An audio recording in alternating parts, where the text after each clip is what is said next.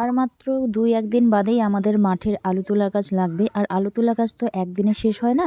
যার জন্য মানে অনেকগুলো লোক নিতে হবে আলু তোলা কাজের জন্য। তো মা এদিকে বাড়িতে ধান সিদ্ধ করে রাখছিল।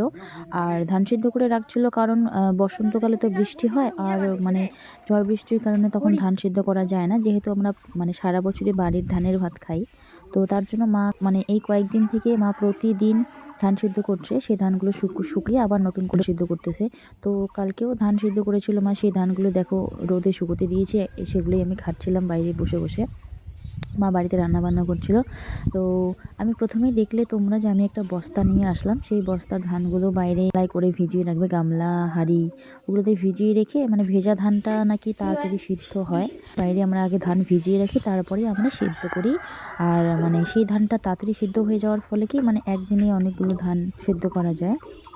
আর তারপর আমি দেখো বাড়ির থেকে নিয়ে যাচ্ছিলাম জল, এই জল দিয়ে আমি ধানগুলোকে ভিজিয়ে রাখবো।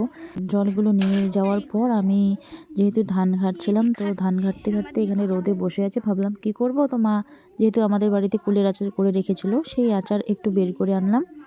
আর আচার খেতে খেতেই কাজ করছি, মানে ধান ঘাটছিলাম। তো আচারটা হেভি টেস্ট হয়েছে, মায়ের হাতের প্রত্যেকটা রান্নাই ভালো হয়।